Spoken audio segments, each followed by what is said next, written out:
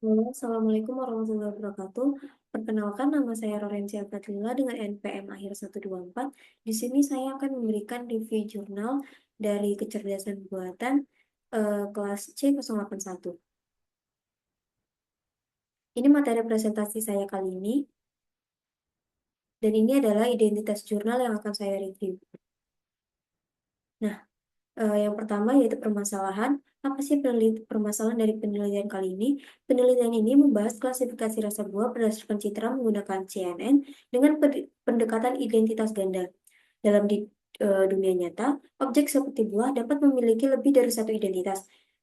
Misalnya kayak rasa lemon, kayak buah lemon, ada rasa asam dan juga asin.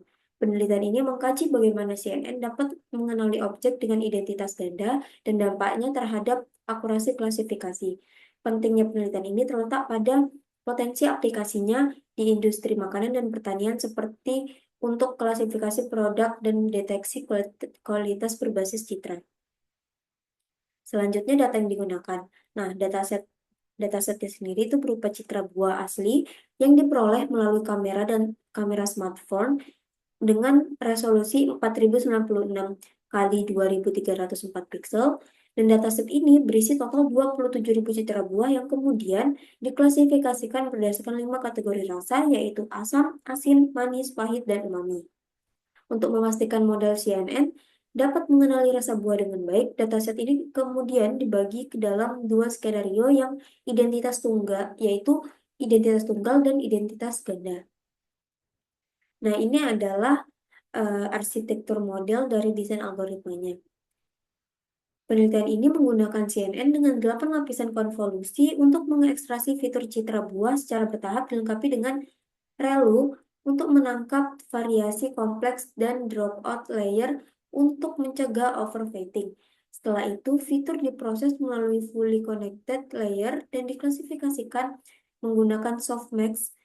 Model dilatih selama 30 epoch menggunakan TensorFlow dan Adam Optimizer untuk efisiensi pelatihan. Desain ini kemudian memungkinkan CNN mengenali rasa buah baik dalam skenario identitas tunggal maupun ganda dengan akurasi yang tinggi.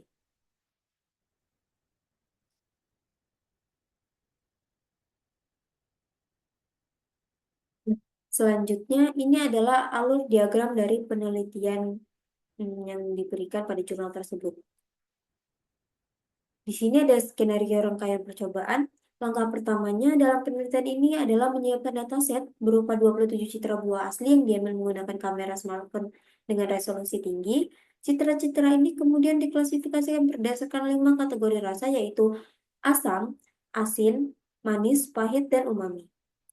Lalu selanjutnya, setelah dataset siap, langkah berikutnya adalah membagi data ke dalam dua skenario klasifikasi. Pada skenario identitas tunggal, setiap buah hanya memiliki satu label rasa, sedangkan pada skenario identitas ganda, beberapa buah dimasukkan ke dalam kategori rasa sekaligus, seperti lemon yang dikategorikan sebagai asam dan asin. Hal ini dilakukan untuk menguji bagaimana performa CNN dalam menangani klasifikasi dengan lebih dari satu label.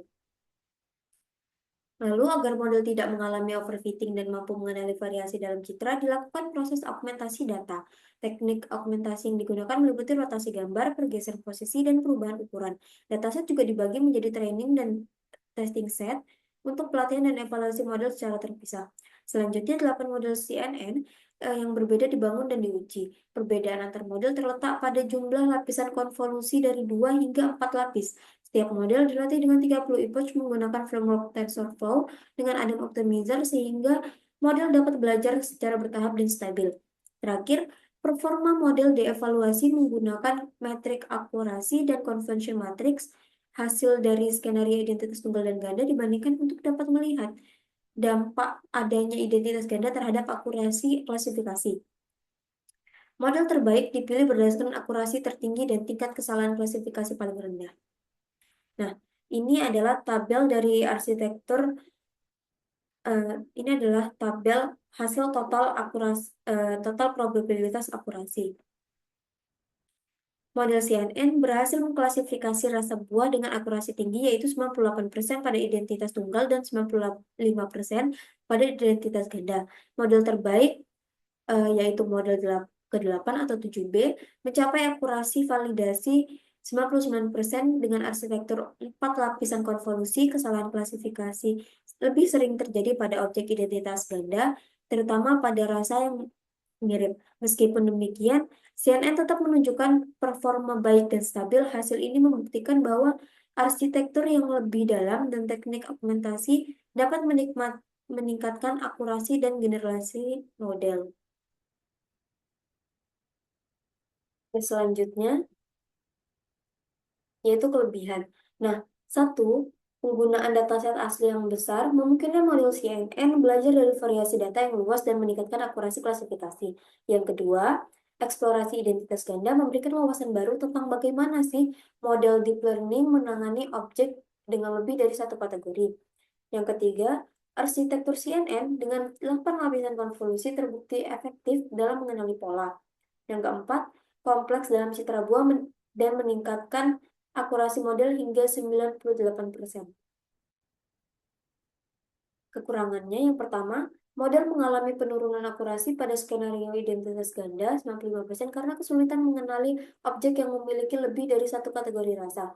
Yang kedua, dataset hanya berasal dari satu sumber, sehingga belum diuji dengan variasi pencahayaan dan sudut pengambilan gambar yang berbeda. Yang ketiga, waktu komputasi yang cukup lama 7-8 jam menjadi kendala dalam penerapan sistem klasifikasi berbasis real time. Yang keempat, penelitian ini belum membandingkan hasil CNN dengan metode lain seperti SFM atau random forest, sehingga belum dapat dipastikan apakah CNN adalah pendekatan terbaik untuk klasifikasi rasa buah. Nah, kita sampai pada kesimpulan presentasi eh, penelitian ini. CNN efektif untuk klasifikasi rasa buah berdasarkan citra, meskipun teknik identitas ganda masih memiliki tantangan dalam akurasi. Penelitian ini menunjukkan potensi besar dan dapat dikembangkan dengan menggunakan dataset yang lebih variatif serta teknik optimasi lanjutan untuk meningkatkan akurasi dan kinerja model. Sekian presentasi dari saya. Jika ada salah kata saya mohon maaf. Assalamualaikum warahmatullahi wabarakatuh.